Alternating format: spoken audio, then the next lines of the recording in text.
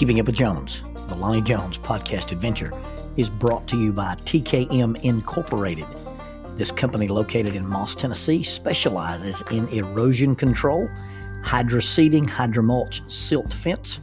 They do minor excavation work, and they also provide traffic control and construction signs. Their mission is keeping people safe. Their passion is wishing that all men could be saved. TKM stands for The King's Men. If you'd like to contact The King's Men, you can contact them at 931-243-3958, 931-243-3958, or you may email them at tkminc2001@twlakes.net. That is tkminc2001@twlakes.net. The King's Men, in partnership with Keeping Up with Jones, the Lonnie Jones podcast adventure.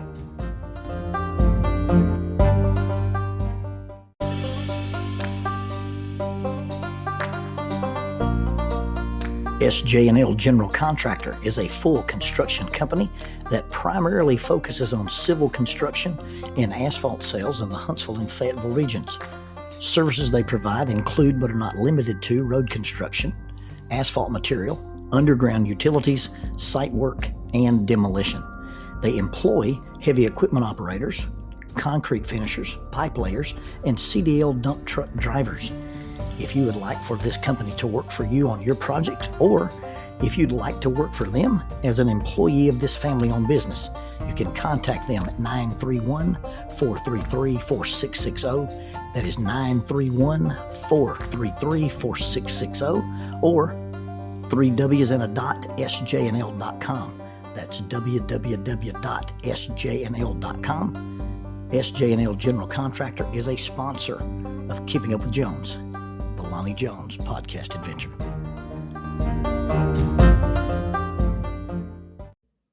This episode is being recorded in the sunroom of a little house that was built in the 1920s, and it's in Burkesville, Kentucky. It's known as Creekside. It's a little Airbnb that some church members here own, and they've allowed me to stay in it while I'm doing the seminar in Salina, Tennessee. This is a beautiful, charming little house, and they've got this sunroom, and I set my podcast stuff up, and I'm sitting here looking at the beautiful scenery. It's a little misty rain, and there's green rolling fields all the way up to you can see the small mountains in the background. I've seen wild turkey. I've seen deer. It's just a beautiful little thing. And then in front of the house is a creek that flows into another smaller river. And it's just beautiful. It's called Creekside. Now, I'm staying here as part of this seminar that I'm doing in Salina, Tennessee. Now, when I first show up at this charming little house, it's a little later than most people want to go on the two-lane back roads in Kentucky. And I've made references to my first trip to Kentucky years and years and years ago. And so I knew I was going to be close to the Kentucky line. I've been up in Salina before, and I'm heavily armed. So when I pull up to this little Airbnb, the first thing I get out of the car is my Dan Wesson with the rear-mounted Trijicon sight. And so I go into this little Airbnb and I clear the thing from top to bottom, make sure there's no heffalumps, woozles, varmints, or other things living in the house.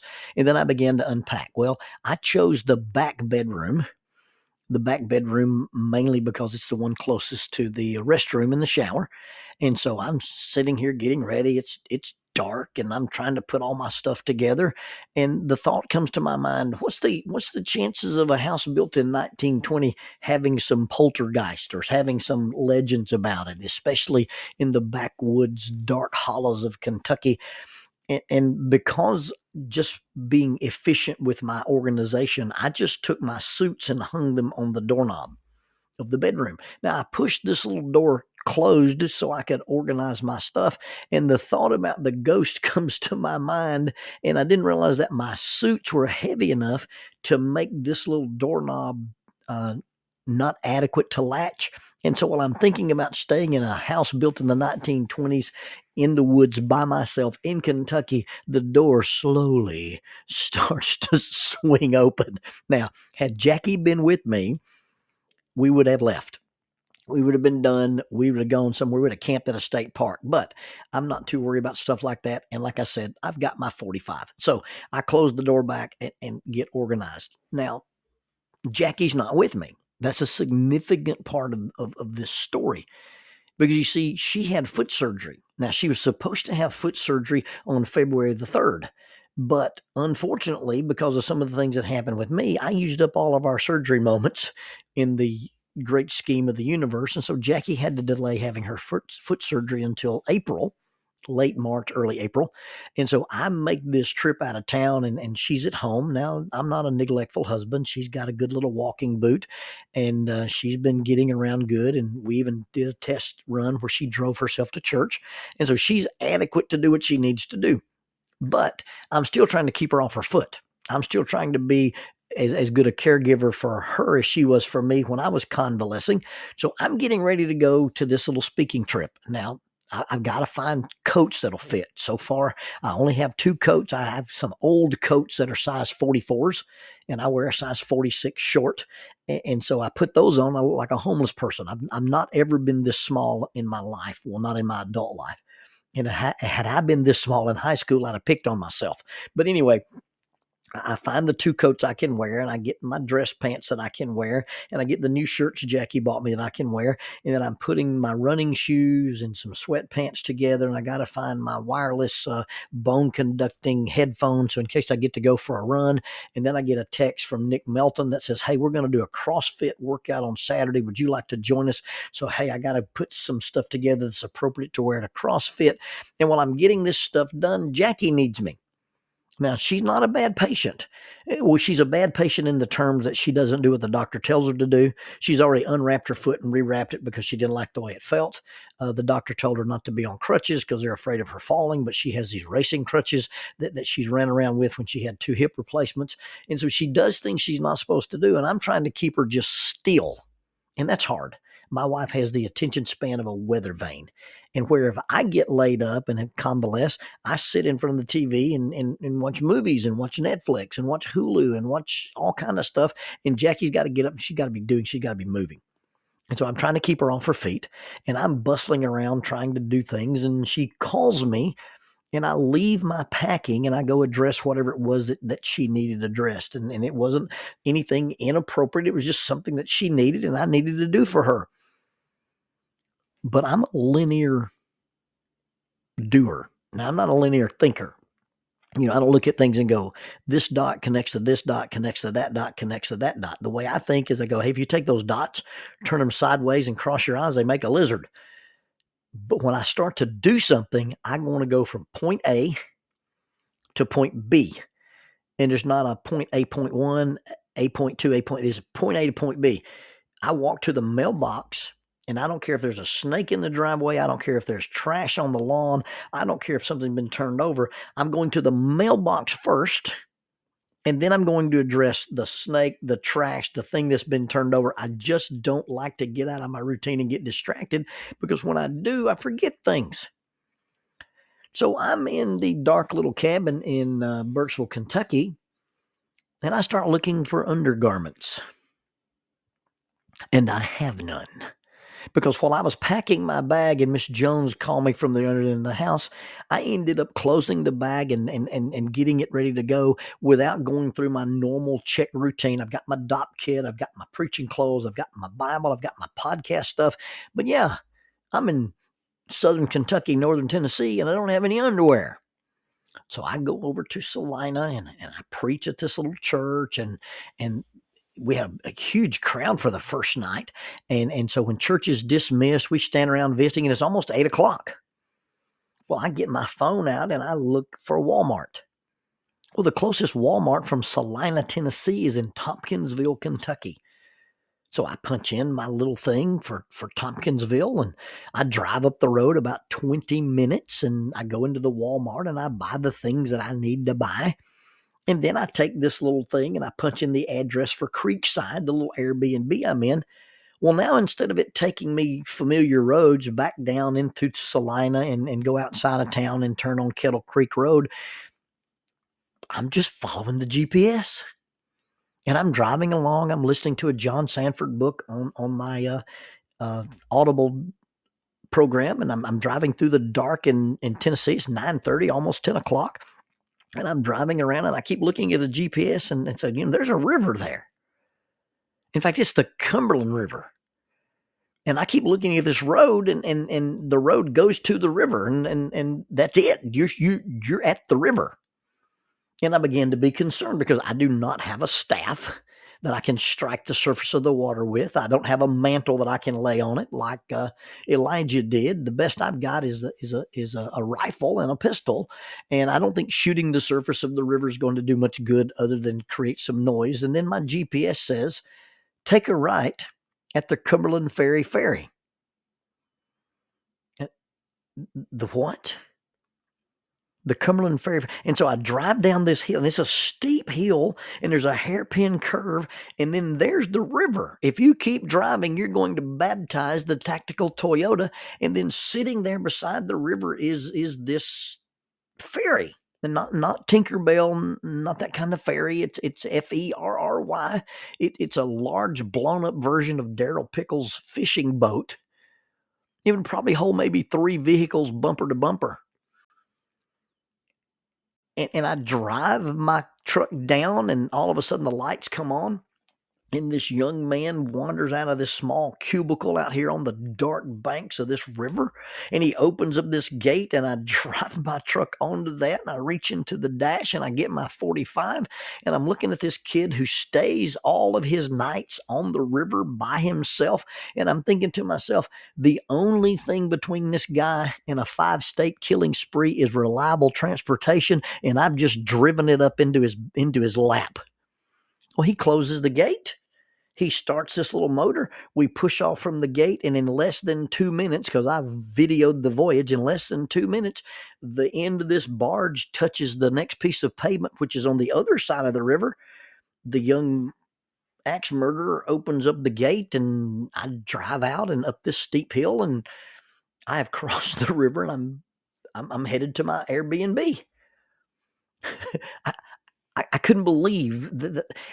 Listen, when I tell you that just trusting my GPS to get me from point A to point B is a bad habit, I used to read a map. I used to keep a map in my car, but I don't have a map anymore. I'm totally dependent on the GPS. And to tell you that I was as lost as the sign language interpreter at Pentecost is not an exaggeration. Had I not found a way to cross this river, I'd still be driving around in the backwoods of Kentucky, and probably by this time I'd be out of ammo.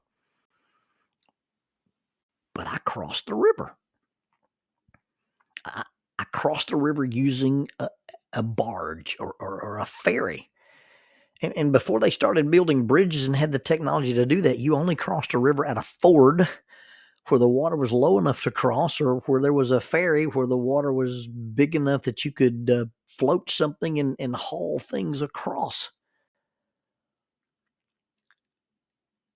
If you look at your life and you say, hey, this is where I'm at, and this is where I'd like to be, and you can fill in the blank, and this is what I need to get there, then you've solved most of the problems in your life. Now, you've got to be realistic about what you need to get there. I need to cross this river, but I can't use Moses' staff, and I can't use Elijah's mantle. I don't have the Ark of the Covenant, so when my feet touch the water, it won't immediately part. I don't have. You've got to be realistic about your resources. You see, a problem is defined as a lack of resources, and being able to define, hey, this is where I'm at, and this is where I want to be, and this is what I need to get there. That's the way we make decisions about life. That's the way we make decisions about the future. Jordan Peterson has on his website a thing called self-authoring, and it's where you basically do this quasi-autobiography, and then you start doing some predictions. If I stay on this path and I keep making these grades and I don't go to school, then in 5 years, this is where I'll be. And then you do the opposite exercise. If I improve my grades and I stay in school and I go to college and I get a master's, then in 5 years, this is where I'll be. Now, which one of those where I'll be's do you want? Which future can you project for yourself? And just simply looking at that future helps you point out or help you plot where you're going to go. It becomes the GPS for the direction of your life. where you're at and where you want to be, those 2 points have to be connected with reasonable, achievable goals. And a lot of those goals come in incremental steps. If you were to make this into like a pyramid made out of circles. So, on the bottom of the pyramid, there's 4 circles, and in the next layer, there's 3 circles, and the next layer, there's 2 circles, and in the top is the 1 circle of where you want to be. Well, oftentimes we run into people who have what we call positive fantasies. A guy comes into the jiu-jitsu gym and says, I'm going to be the next UFC champion. And that's his top circle. And you go, okay, so did you wrestle in high school? No. Did you take martial arts as a kid? No. Have you been involved in any kind of competitive sports that involve punching, kicking, throwing, wrestling? No. Did you ever get in a fight on the playground when you were 7? No. Well, all of a sudden you've got this goal, you've got this single circle, and you don't have the 2, the 3, and the 4 circles beneath it to build your pyramid. And that's what we call a positive fantasy. So when you start looking at, okay, this is where I want to be. This is my ultimate goal. Own my own business, achieve this sports thing, climb this mountain. What do you have to have underneath that? And what do you have to have underneath that? And what are the incremental steps and the things you need to learn, the skills you need to master, or the equipment you need to acquire to accomplish that? When you can do that, then you can connect, this is where I am, and this is where I want to be. And when you can identify, this is where I am, this is where I want to be, and you can fill in the gap of what's keeping me from being there, whether it's a barge, a rope, a bridge, or anything else like that. Once you can identify the missing resource, then you've plotted the GPS path for the success or the goal or the thing that you want to do in life. And a lot of times we feel lost. A lot of times we feel like we're driving on the back roads of Kentucky and we're headed for the river and we don't know how we're going to cross the river. And we're thinking, I don't see a bridge and I can't part the water. And out of the blue, this unexpected fairy shows up. And now we may be talking about a fairy, the magic dust, the Tinkerbell, the magic wand. Because the solution to our problems often is something that we don't expect. I don't know if it's providence or answers to prayers or just the fact that we're willing to look at things in an unconventional way. And although crossing the ferry that late at night with this young man who was operating the thing, it wouldn't have been my first choice. It saved me an hour's drive to retrace my steps back to Tompkinsville Walmart and then go from Walmart back into Salina and then outside of Salina and back across the Kentucky line. You can get where you need to be, but I recommend getting there by the most direct route. And the most direct route is taking an inventory of your life and asking, what are the resources I'm missing? Now, sometimes that's education. Sometimes that's finances. Sometimes that's maturity. Sometimes that's self-insight. A problem is defined as a lack of resources, and a dysfunction is described as a misuse of resources. It would have been real easy to refuse to ride the ferry because it was a little spooky and somewhat intimidating, but as it turned out, that unconventional way of crossing, because I've never crossed a body of water on a ferry sitting in my truck before. But once I did it, I was so much closer to my destination. I was so much closer to my goal. I was so much closer to Creekside than some avoidant, circuitous route that would have been not only inefficient, but dysfunctional. Where are you? Where you want to be? Fill in those gaps and you'll find yourself at your destination.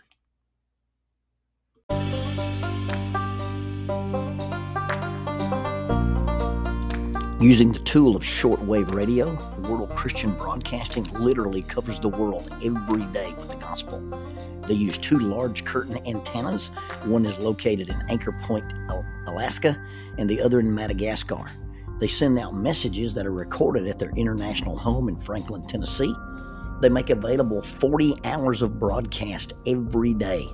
The broadcasts are made in English, Chinese, Russian, Spanish, Portuguese, Korean, English for Africa, and Arabic. They would love for your group to visit them. You can bring your ladies group, your youth group, or your men's group. Just give them a call at 615-371-8707, 615-371-8707, or you can go to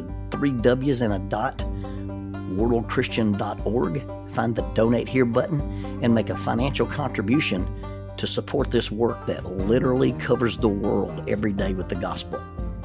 World Christian Broadcasting, in cooperation with Keeping Up with Jones, the Lonnie Jones podcast adventure.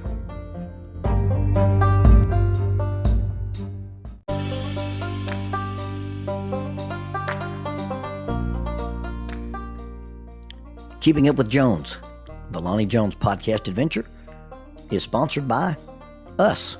What? We sponsor ourselves? Is that even legal? Check us out on Amazon. You can have access to the titles of Pedagogue, the youth ministry book by Lonnie Jones; Cognitive Spiritual Development, a Christ-centered approach to spiritual self-esteem; Grappling with Life, Controlling Your Inside Space, a small essay using the principles of Brazilian Jiu-Jitsu to talk about psychological and emotional self-defense; If I Were a Mouse, a children's book written and illustrated by Lonnie Jones; and then The Selfish Reel, a very short story about a decision. Also, you can check out our YouTube channel to see archived lessons and presentations from across the country, some videos with rope tricks and knots. Don't forget to visit the Facebook page 550 Guys to learn about the little rope men that we make and that we invented and that we make. And then be sure to click like, subscribe, and share. This is Keeping Up with Jones, the Lonnie Jones podcast adventure.